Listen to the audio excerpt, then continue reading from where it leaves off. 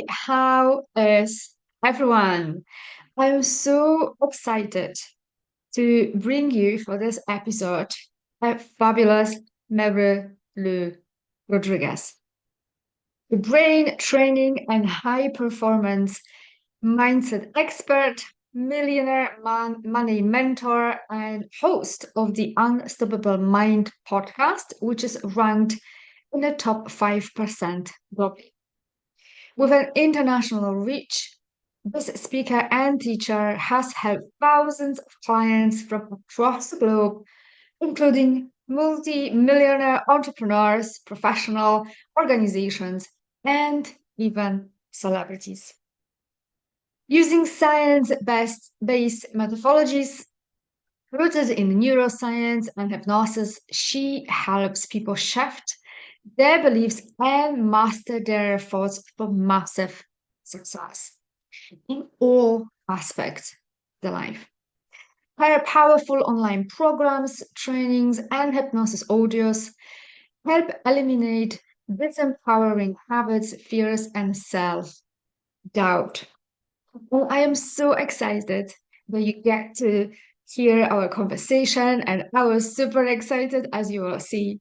And we talked about so many different things. We touched upon what actually is hypnosis, why we both doing it, why it's so powerful.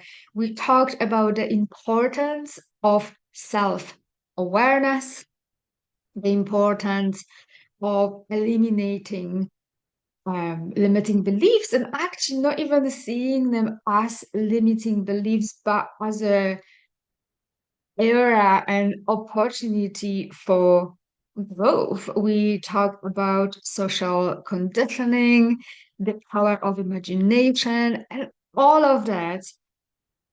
How is the key in creating your extraordinary and unstoppable life? However, that looks for you. Because as you will hear in this episode, my definition of success is going to be different to yours. And that definitely is the starting point.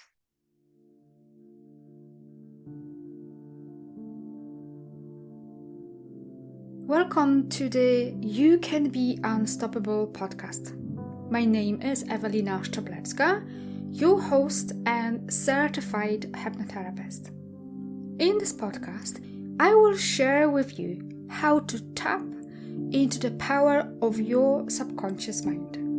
I intend to share with you how learning how to use the power of your subconscious mind can help you to create a successful and abundant life with ease, how to connect with yourself while fostering a healthy relationship with your body and mind. Tapping into the power of the subconscious mind will help you to learn how to manage your emotions, become more resilient and present in all of your relationships. Self-love and self-worth are the keys to the kingdom of success and abundance, to happy and healthy life on your terms. Hey everyone! Welcome to another episode. I'm so excited that I can't even speak. My today's guest, as I alluded in my introduction, is a wonderful Mary Lou Rodriguez. I'm so excited to have you here and pick your brain and ask you loads of questions. And I want to start with why hypnosis?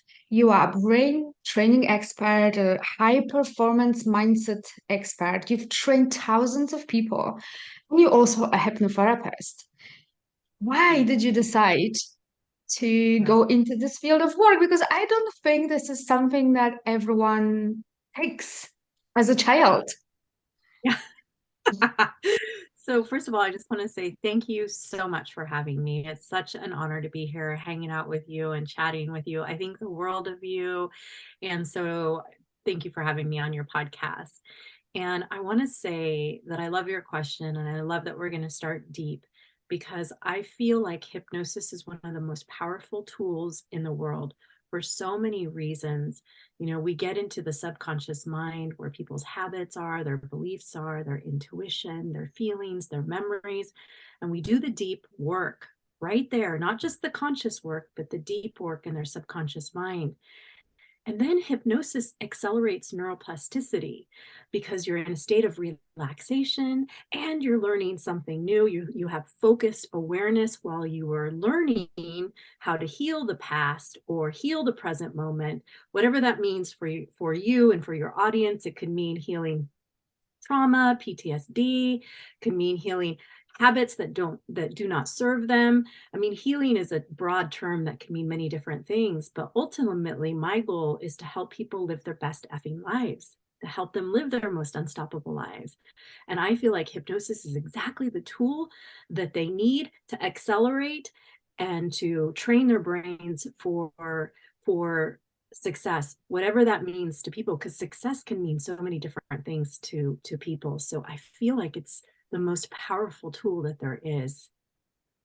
Absolutely. And I resonated with so much because it was only when I looked within that I realized how much we hypnotize ourselves in a wrong way, if I can say this, for the wrong stuff. So we keep repeating the habits that do not serve us anymore. But unfortunately, no one teaches any of this in school. Even mindfulness, like basics. It doesn't have to be everything, but just basic things. It would absolutely change everything for so many people. So I absolutely resonate with this. And this is part of the reason why I decided to start, the hypnosis, because I was like, okay, this is a lot more to it, and I'm just scratching the surface. I want to know more. I want to know how to train my brain. How is that, one person can be so comfortable like doing this? And I find this an absolute horror as I'm thinking about it. Yeah. Oh, I so agree. And for years, I struggled in so many ways and not understanding how powerful we are. I was constantly programming myself and in who I didn't want to be by telling myself all the time, I can't do that. I don't know how to do that. That's not for me. Who do I think I am? It's just all of these. I'm broke. I used to say that all the time. I'm broke. And at that time, I didn't know that what I was doing was I was reaffirming to my brain what wasn't possible. And so this is just the first step, is becoming aware of what you're saying. And once I became aware of what I was saying, I was like, oh my gosh, I'm programming myself to be broke. I'm programming myself to not be able to do something. I'm programming myself to run when I'm afraid. And and I was like, I just fell in love with what's possible with our brain. And that's why I love hypnosis so much, because I feel like, it allows us to change the way we think and feel. And all of a sudden I started once I started doing hypnosis on myself, we call it self-hypnosis, but once I started doing hypnosis on myself, I was like, oh my gosh, it's so incredible how empowered and powerful I feel. Even though I may not know the how, I'm telling myself what's possible. And so it's just incredible, so incredible to me, how once we understand that what we're doing is not working, it's like getting our brain, our subconscious mind, in alignment with what we want, who we want to be, how we want to show up in the world. Once we can do that with our beautiful brain, it starts to feel like magic. It starts to get easier. It really does. So And I hope our listeners really pay attention to what you are saying, because there's so many golden nuggets in what you just said.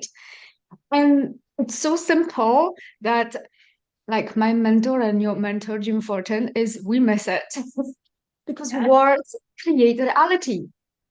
We don't pay attention. We are not aware of that head chatter that we are engaging in every single day. And that's where I think mindfulness as a start to be taught at schools would be revolutionary. Absolutely. Oh my gosh. It would change the world. It would. I think it's just like, basics. It doesn't take much. It wouldn't take a lot of that, time schedule, whatever they do at school these days. It's been a long time since I finished school, but it would be phenomenal because otherwise people think they can meditate or silence the mind because we are numbing ourselves with binge watching Netflix, with alcohol, with shopping, with avoiding emotions, whatever that is. And I certainly avoided my emotions like a plague because I've learned to dismiss what I feel as a child because it was easier. It was my coping mechanism. And I believe that any form of addiction or a habit or something that we've created for ourselves is a coping mechanism, is a strategy that we created. And at the time, it made sense. It probably was the best thing we could have come up with. But as time goes by, it doesn't serve us anymore. It actually ruins our lives because my detachment from my emotions was ruining my love life, my relationships. I don't know how to love, how to invite love into my life because I didn't love myself. I was so uncomfortable with my own self. No wonder that no one wanted to be part of my life. It Yeah. takes awareness and looking within to realize that. So I know that you kind of put your hand up because I know you've been struggling with addiction. And what do you think we are running away from? Is it always the same, or do you find it's various for various people, or usually comes down to just a few things? Well, I'll speak to that in two ways. And first, I'll share that for me, so I am now sober 3.5 years and I choose a sober life. But for many, many years, so I'm 48 years old right now. So throughout my 20s, throughout my 30s, and throughout part of my 40s, I drank as a coping mechanism. And I wasn't just a casual drinker, like I was hardcore. Like I would go on binges for weeks and weeks, and I wasn't living. In fact, I think I wanted to die. And so I was running from, and this is how hypnotherapy came into my life. I went to see a hypnotherapist to get sober. And I really didn't know what I was running from until I met with that hypnotherapist and she helped me to identify. So, what she said to me was, alcohol's not your problem. You probably heard me share this story. And I almost fell out of my chair because alcohol had ruined my life. It had destroyed my marriage. It had destroyed my relationship with my family. Nobody wanted to see me drink myself into the grave. And so everybody cut me out of their life. And when that hypnotherapist told me that alcohol wasn't my problem, I was like, I couldn't believe it. And what she said was, what I'd like to do with you, Mary Lou, is I want to heal your past. I want to heal the traumas. I want to heal the sexual abuse, the physical abuse, the emotional abuse. I did not know how to cope with emotions. I did not know how to heal the past. And so, what I was doing with drinking was I was running from the past. I was running from everything for decades.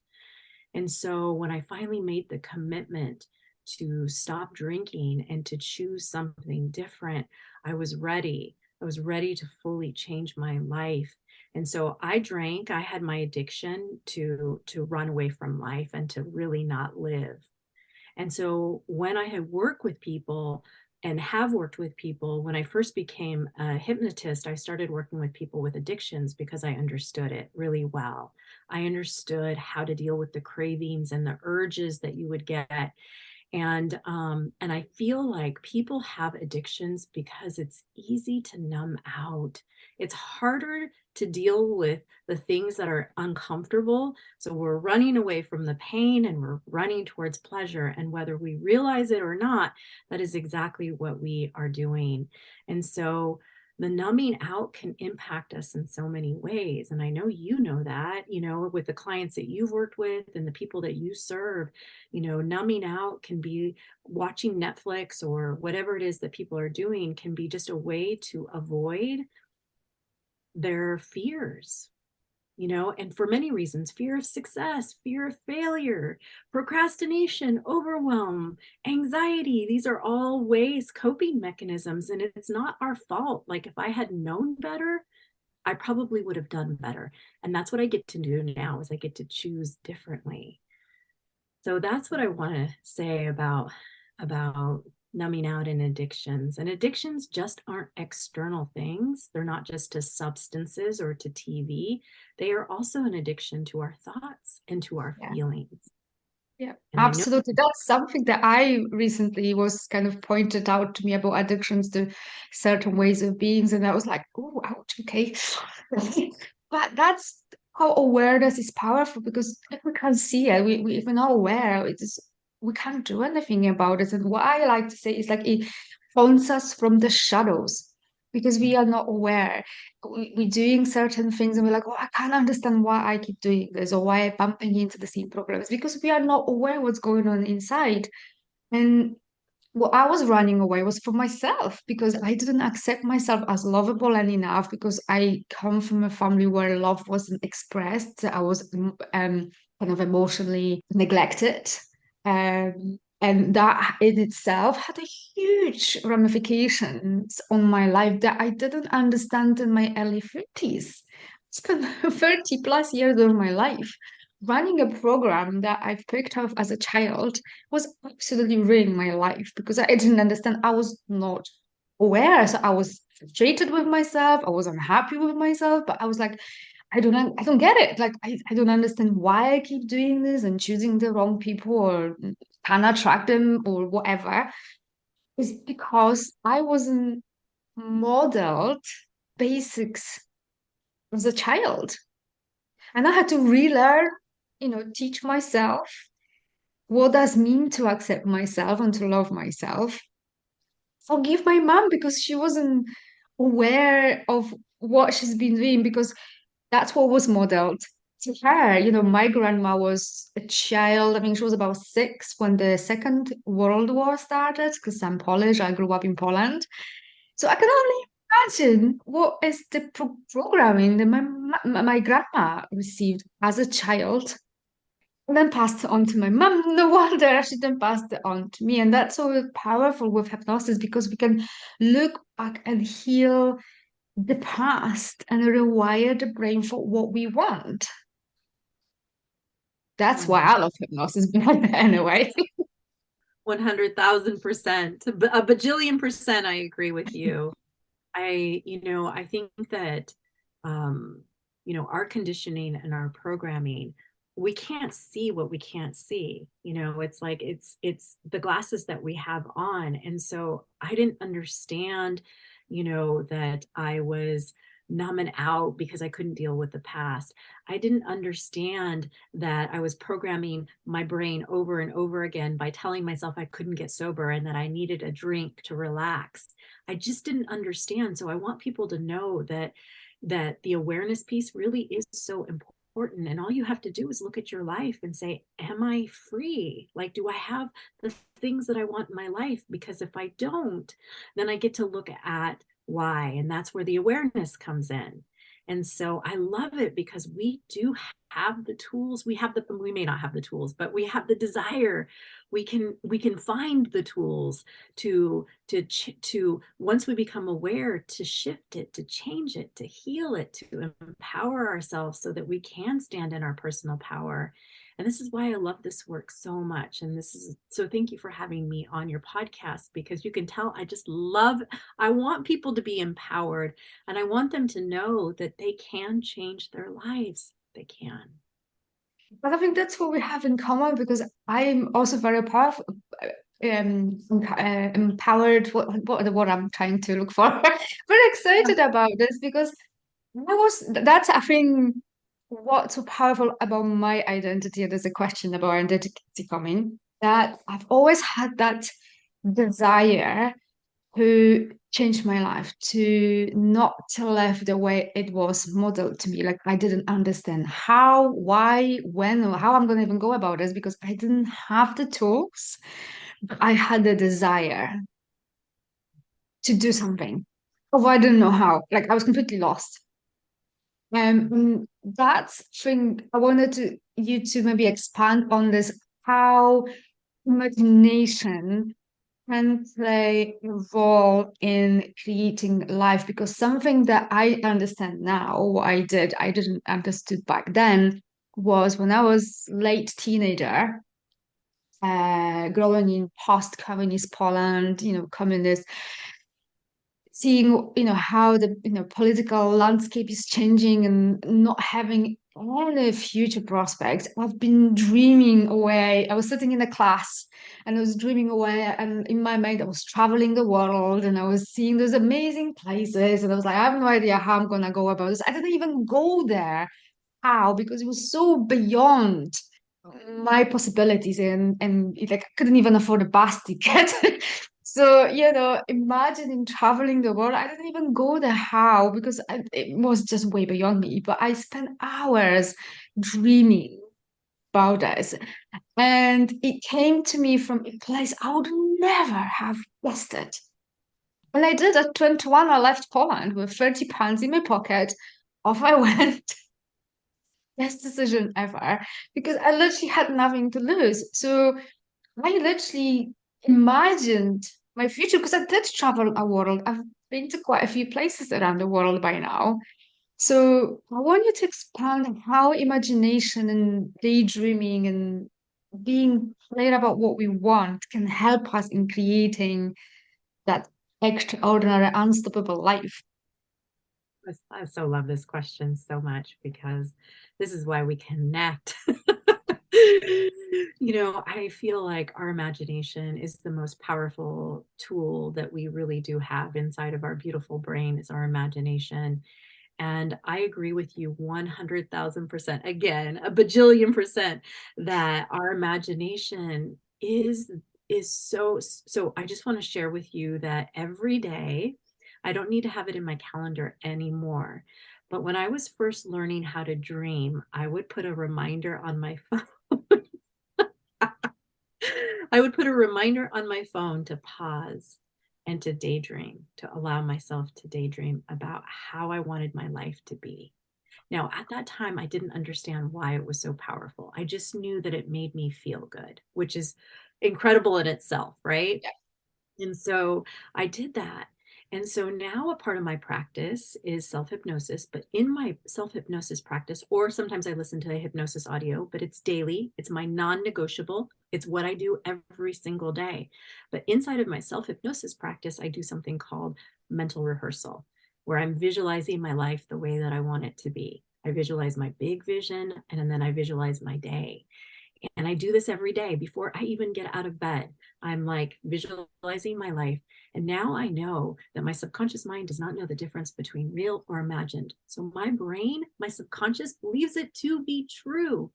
And I have been doing my visualization for my big dreams since July. My brain knows exactly what that visualization looks like. And so I love it. And today I added like a breeze that I could smell the ocean Mhm. air, to add more excitement to my visualization. But my brain believes it to be true. So what I'm doing is I'm creating a neural pathway in my brain and a neural network in my brain with my vision. So even though it hasn't happened externally yet, my brain doesn't know that. My subconscious doesn't know that. So my brain is creating this network of possibilities, is what I call it, of my dream. And how isn't a part of the visualization? It's what I'm doing in my visualization. It's how I'm feeling in my visualization. And I know that as I do this, that it is so real for me. And that's a belief that I have, that this is my real life. And so my imagination, I mean, I go into some incredible places. And as a result, what is happening is that my brain is trained to look for all the possibilities of potential. And it does exactly that. I have different glasses on so I can spot these beautiful opportunities that I would have never seen before, but I see them now. And I'm like, ooh, that's part of my visualization. I don't know the how, but I know that the opportunities are there. And so everywhere I go, everywhere I turn, I see possibilities to create my vision, to create what's in my imagination. That is so powerful because like I mentioned to you before, we hopped on a call that I've got my new office, my new place and stuff. And I was actually visualizing being here and seeing my clients, and I was visualizing how the room is going to look like and become reality. And it didn't take Yeah. that long to become a reality, but I was visualizing myself doing exactly that. So how would you respond to someone who says, well, that's very well, but I have to be down to the ground and realistic. My life is doesn't really go very well. I have financial problems. This is going on. My ex is this and da da da da da da da. How is that going to help me when I am being presented with a completely different reality that makes me feel sad, upset, unhappy? How am I supposed to feel happy when my reality is the exact opposite? It just, when I hear you share that, and I know that there are a lot of people out there who feel this way, it just reminds me of like how when we were children and we had the ability to dream and we could be anything that we wanted to be. And slowly that was it was programmed out of us to be realistic, to be rational, to be, this is what you can do. This is your dream. And so what I want to say to that is the first thing that I always ask people when they want to work with me is, do you want to change? Hmm. If you're doing isn't working, and I want to offer this to you as a way. Now, there's a process, to this, and that, and that's why people hire us and, they join our programs. And because there's a process, because imagination is beautiful and that's empowering, but there's other parts to transformation in order to change your external reality. And so, and so I always ask, like, if you want to change, take the leap of faith with me. And this is about learning to trust, not trust me. This is about learning to trust themselves, that they can do something different. So that's always where I start because, I spent like 2 hours yesterday on a call. I was working with somebody that I care about very deeply. And there was external situations, external this and external that. And this isn't working out for me. And that isn't working out for me. And now I have all these migraines that are happening for me because she wanted me to work with her on her migraines. And so that's what we do as people, is that we compound our external circumstances and they are our reality, but it's because internally we keep creating that. We don't mean to, we don't like it, and we don't know how to change it. And so when I was working with my friend yesterday, I was like, I just want to point out to you, what do you think your migraines are telling you? She was Yeah, like, I need to slow down. yeah. This and so it's just interesting to me that people want to like turn off visualization and imagination, but I get it. It's because that's what they've been taught to do as they grow up. They've been taught to dream realistic dreams, Yeah. real reality dreams, not the dreams of what can absolutely be possible for us. And Yeah. so I used to be one of those people that It's dreamt that. amazing, yeah. What Yeah. society beats the out of us. It's and I've always been curious about this because I've been always someone who rebelled against society and Yeah. society rules. And when people were telling me, oh, well, you should be doing this way and that way. And I remember when I was like 20s and people said, oh, where are you gonna get married and have kids? And I was like, just because you ask me, that I'm gonna do the opposite. Yeah. I loved doing things the exact opposite to what the society was telling me. I never understood why, but kind of, I presume, is one of my characteristic traits on a soul level when I came here. because it's always been part of me, regardless of how my childhood looked like. That's never been beaten out of me. Yes, yes, People tried, believe me. People have yes. tried. Um, Question that I am really interested in, and you've touched upon here, is how do you develop self-trust? What does it mean to trust yourself? Yeah. I think that's such a beautiful question. Thank you for asking that, because many times I think that the way that self-trust doesn't look like in somebody's life is that they're not following through with what they say they're going to do. So they give up all the time, they give in to whatever the thing is that they're giving into, and they don't know how to shift that, how to create a different relationship with themselves.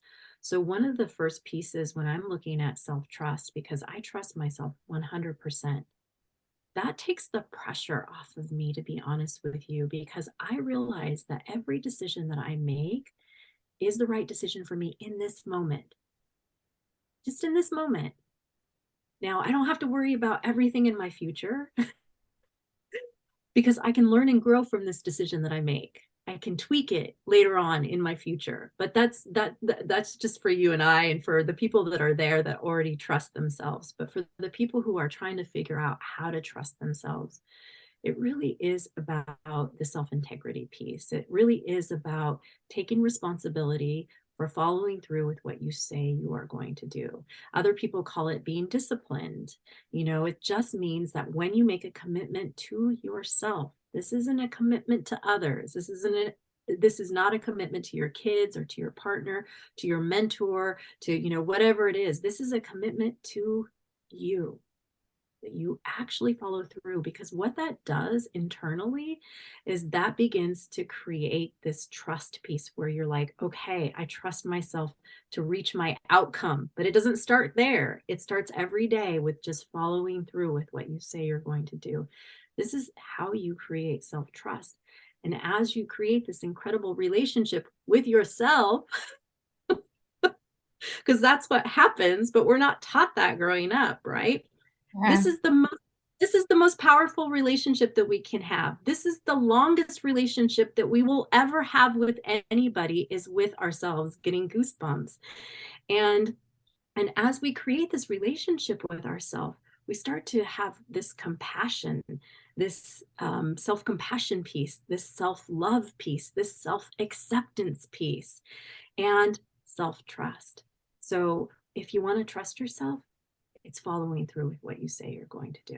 That's the bottom line. And if you don't follow through, then you figure out how you can follow through, but you don't give up. would you say it's harder for us women with the domestication that I like to say, that model of reality that was presented to us, that it's harder for us to put ourselves first, our needs first, our desires first, or is it that we put everyone else first and we come last? Yeah, I mean, that really is I really do think it is part of domestication, where we have been taught that everybody comes before us, whether it's, whether that was intentional or unintentional by your parents or by school or church or whatever it is. That is exactly what I find the most, is that people, women specifically, do not put themselves first. And they've been Yeah, taught directly, indirectly to do yeah. that. And so And I it think, becomes, yeah. yeah, go ahead. No, I'm just thinking, because I was kind of looking back at my childhood, a lot of it was actually presented to me indirectly because of where my mum was at the time. And when I was 11, she had another child. I had two younger brothers. And by necessity, I had to grow up and start looking after my younger brother. And so by necessity, what was modeled to me, my needs don't matter. What I want is it's beyond relevant because I had this little brother that I needed to look after. So whether I wanted to go and see my friends or something else, it didn't matter anymore. Yeah, I agree. Yes, and I so can relate to that story. which is part of the reason why I didn't have kids at a really young age, because I also was rebelling. And then I turned to alcohol. And so not in this lifetime will I have children, but in my next. But anyways, going back to your point where we learn early on about just others come before us. That is, I've got to say, one of the biggest things that I find with women is that they feel guilty putting Yeah. themselves. Yeah. And I also find some women actually, which I find is quite unbelievable, actually shame other women for doing that. And I think that comes from that piece. They actually, part of them is jealous because they would love to do that, but they don't know how. So it's easier to put other people down, bring them back down to that level. Yeah, yeah, I agree. One other thing that I found when I've been working with women over the last 4.5 years is that another way that they don't put themselves first, and this is just a different way to say what we just said, which is they feel responsible for everyone. Yeah. They feel like and they don't even know it. And that responsibility could stem out to their clients, so they keep themselves small because they don't realize that they might feel like they're responsible for everyone in the world. So they're like, I can only see this many people because if I see, if I show up every day on Facebook and do my lives or LinkedIn or whatever it is, I know that I'm gonna blow up and be huge. And I don't know why I don't want to blow up and be huge. I don't know why I want to play small. And then when we dig, they're like, oh man, it means that I'm responsible for everybody, for the whole world. And I love that because it's like, no, and this is where the awareness piece comes in, right? That Yeah. mindfulness piece where we get to be like, wait a minute, I'm only responsible for me and maybe my kids, but not for the whole world. So it's so fascinating to me. Yeah, and I think, like you said, I was thinking exactly that you were reading my mind. It goes back to awareness. So powerful. And I still catch myself sometimes, but going back to my old habits of thinking or being, but I catch myself a lot quicker. And I try not to beat myself up for Yeah, going there, which can happen sometimes when it's like, oh, Alina, you're still there, you're still going there, which it doesn't help if we beat yeah. ourselves up. I didn't even know that I was judging myself. I didn't know. I knew I was hard on myself, but I didn't know that I was constantly judging myself. I was constantly beating myself up. And guess how I was feeling all the time? I was feeling like shit. I was feeling bad. And that self-judgment piece, once I cleared that and move that out of my body because I had habituated that. That's the thing that happens is that we habituate these feelings of shame, of guilt, of frustration, of sadness, whatever it is, and so of judgment. And so when I, worked on removing the judgment and replacing it with compassion, I mean, guess how I started to feel? So much. And it basically goes back to what you said earlier. It all starts from us, from the relationship that we have with ourselves. But to dismantle that and then create the healthy and loving relationship, we need awareness. And we need to look within and start working on ourselves. And that means not running away into alcohol or binge watching or shopping and actually facing the emotions. And I figure out that actually I'm a huge, huge empath, bigger than I ever thought, because whenever I actually leaned in and connected back with my emotions, oh my God, it Yeah. just exploded. Like I've always been an empath, but I didn't realize to what extent because I was actually hiding. And that related to other parts of my life as well. So I was hiding away from my emotions. I also was hiding from myself, from showing up in the world, from creating what I wanted. And I literally shrunken in my energy and how I was showing up. And when that became aware of this. And when I started to catch myself on it, I could literally feel myself when I was maybe uncomfortable situation or I don't know, want to stand out. I could literally feeling myself going like this because if you are not seen, then they can hurt you. And I was like, Yeah. wow, I keep doing this. It took me a while to feel comfortable to to stand up and to show up and then connect with my ocean. But it's a process. It doesn't, even with hypnosis, I think it takes time. Does take time. And, as you shared that, I remembered a pattern that I only discovered like in the last 2 years.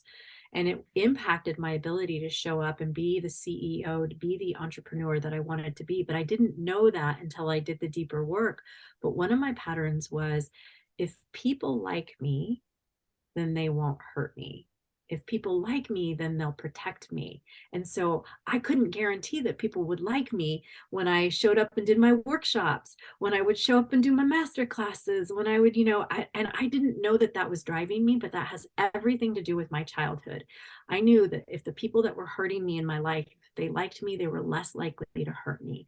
If they liked me, they would protect me. And so getting goosebumps, and so that pattern was playing out in my life, and it was keeping me from fully showing up in the way that I desired. So when we do this deeper work, when we can look at, hey, I'm not where I want to be, and I'm not going to judge myself, I'm going to have the mindfulness piece, I'm going to become aware, I'm going to work with people that I know that can help me figure out what these patterns are so that I can be free.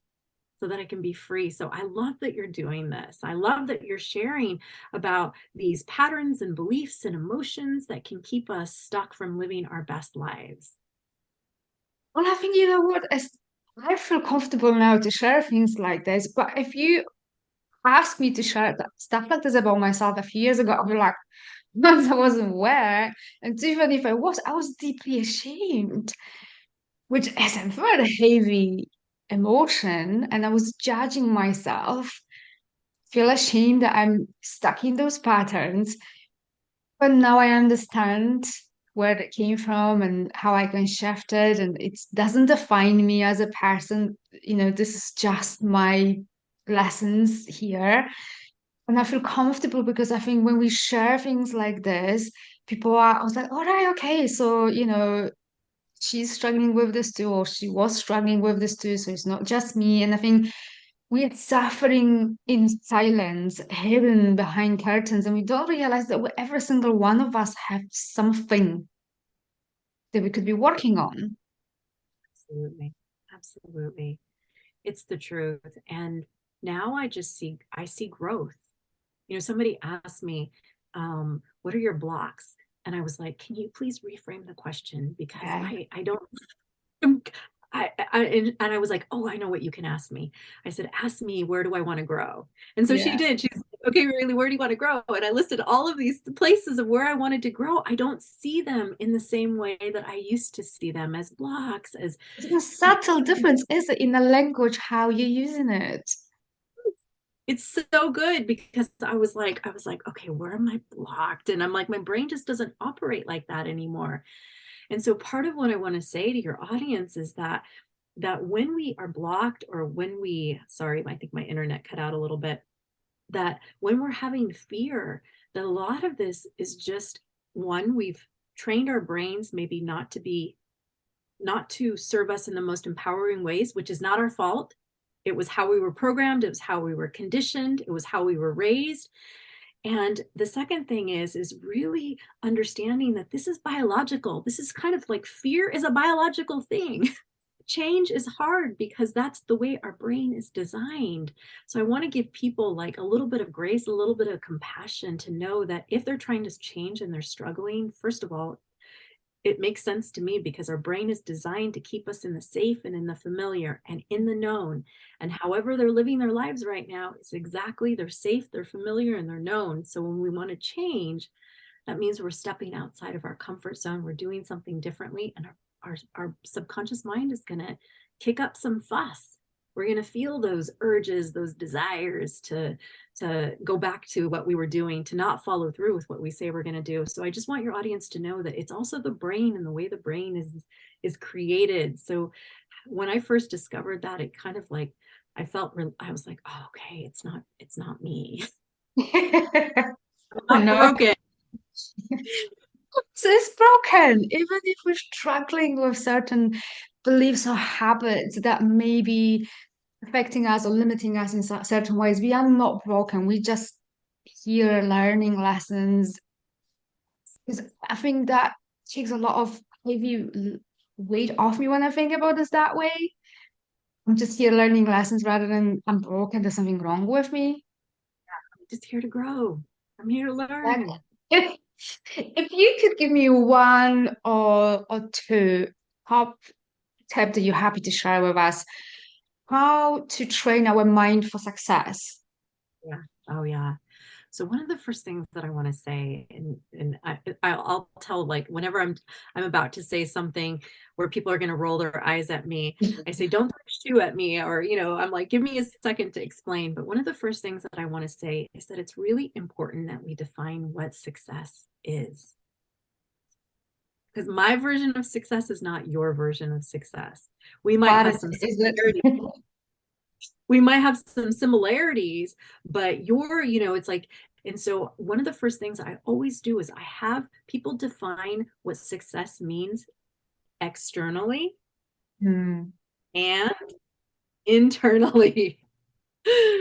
Because again, we're all different. And so it's important that you're clear on what success means to you. I'm getting goosebumps again because it's like, because success, what does the internally, what does success mean? And typically people want to feel at peace, they want to feel fulfilled, they want to feel free, right? And so I want people to know that they're probably already successful in a lot of these ways. And we don't necessarily see it like that because we see that we're supposed to have the $1 million, or we're supposed to have the amazing relationship, or we're supposed to have whatever it is, the thriving business, or be the CEO in their corporate career, or whatever it is, right? And so I'm helping people redefine what success means, because I want to teach people how to get to that successful state that they want in their lives from an aligned and empowered place, not from force, not from pushing. That shit doesn't work. That shit makes it hard. Yeah. So that's my tip, is like, really look at what success means to you and define it externally and internally so that you can be aware of what you're looking for. That makes Beautiful. sense. And there's one final question. So you're gonna love this. The podcast is titled You Can Be Unstoppable. And I know that you have a podcast, which is The Unstoppable Mind. So we've got something in common here. Yes. And I always ask my guests to give me 3 ways to become and sustain being unstoppable. So basically, I want your recipe in 3 steps Yeah. how to become unstoppable. Yeah.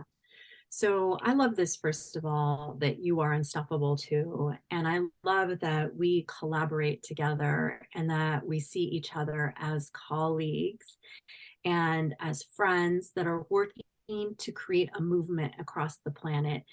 And so I just want to share that, because this is going to be one of my tips of being unstoppable, is looking for collaborations, looking for opportunities to align together so that we can create a movement together. Because this is what it takes. It's not just me, it's not just you, it's all of your listeners. It's all of us coming together to collaborate together to change the consciousness of this planet. So to be unstoppable is to be unstoppable in community. That's my first. Well, I love getting it. goosebumps again, getting goosebumps again, right? It takes all of us to create this movement together. The other thing about being unstoppable is about focusing on you, on your own journey, on your own uniques. A lot of time, your own unique gifts. A lot of times we look at what somebody else is doing, and we're comparing ourselves to other people. And I get this a lot, where I'm like, somebody will reach out to me and they'll say, Mary Lou, I was triggered by you. I know that this is about me.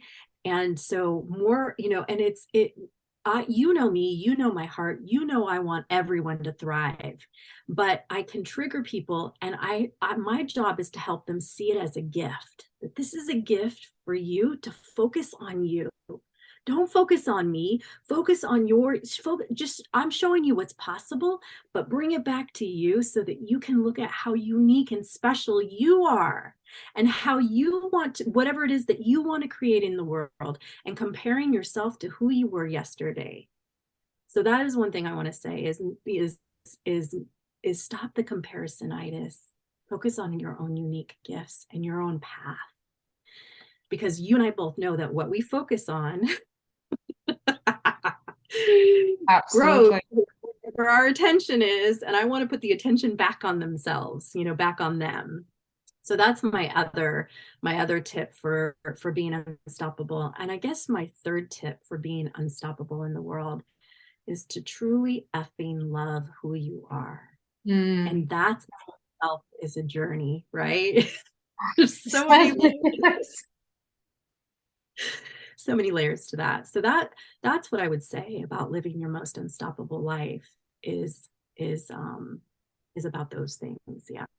Oh, I love that. So powerful. And as you were talking about awareness, I'm listening to Dr. Joe Dispenza's latest book about becoming supernatural.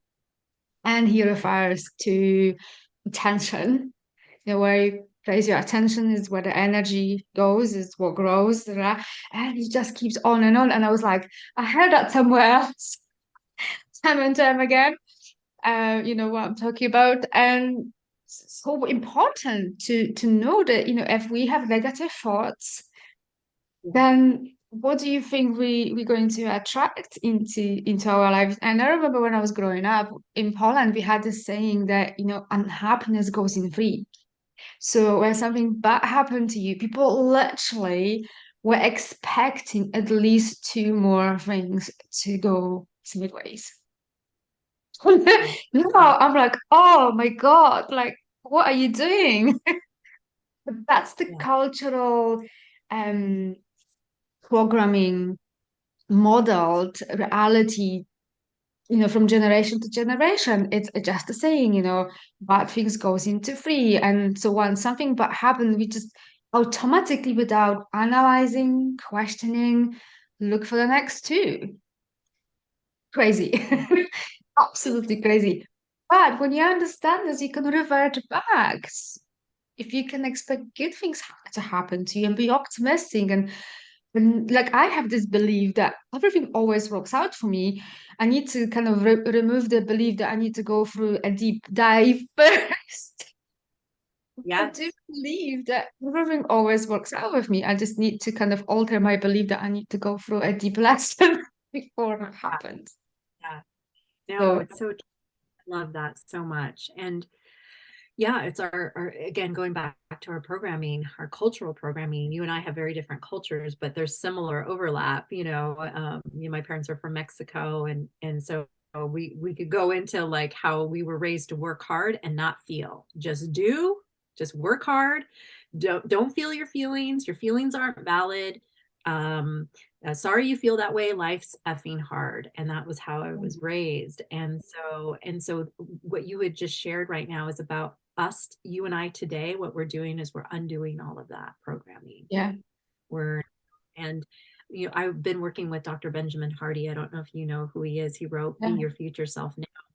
And he teaches that as we change our present moment, as we change who we are today, what that does is that helps to heal the past, because you begin to see things differently, and it helps to not heal your future, but be your future self now. So it's just really fascinating, all of the different ways that we can heal, and it's exciting. So that's what I want to leave people here with today, that there are tools out there, steps and strategies on living your best life. But I want to just add this really quickly, because I feel like this is really powerful, is that the best investment that anybody could ever make is in themselves, and specifically in their minds.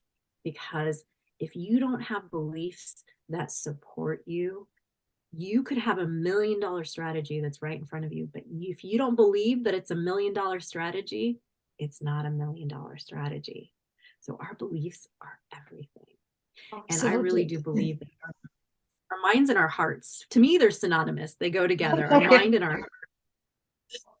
But Is investing in our, yeah, no, go yeah. for it.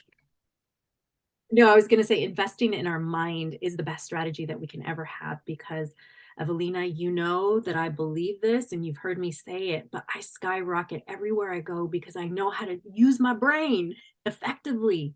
Even if I don't know specifically, I'm learning something new, I understand how to program my mind. So Mm. Before I let you go, is there anything else that you would like to share with us? I would love to invite people into my challenge. My challenge is April 17th through the 19th. And it's really about, you're going to love this, it's about being unstoppable.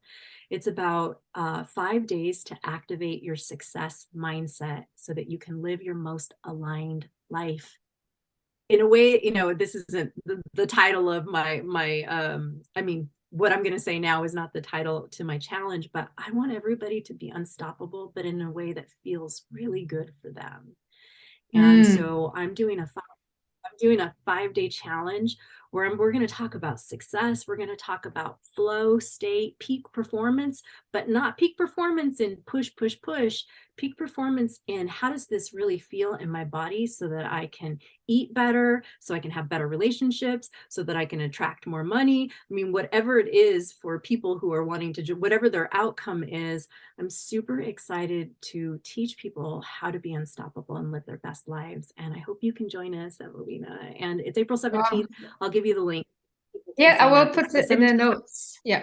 Yeah, perfect. 17th through the 19th at 11 a.m. Pacific Standard Time. So this is really a way for me to serve, to teach people, and to have fun. And I love this because like I said throughout this episode, I've always wanted to be someone and I've always pushed boundaries and said just because society tells us, it doesn't mean that it's true. Just because something's been passed on from generation to generation, it doesn't mean that it's true. Or even if it was, it doesn't mean that it's still valid and actually helpful. So question your belief. I think if I can add on top of what you're saying, just question what you believe. Don't just accept Yes, them on a face value. And I think we don't do that nearly enough. I agree, bajillion%. And on that note, thank you very much for being here. I had so much pleasure. And I Thank definitely you. need to fix this light because I'm absolutely glowing. Thank you for having me. What a Thank you pleasure very it's much. been. So much fun. We could keep talking, I Oh, think. yeah. I know. Thank you very much for being here. Thank you for listening. If you found value in this podcast, I would like to ask you to leave a positive review explaining how this episode helped you to improve your life.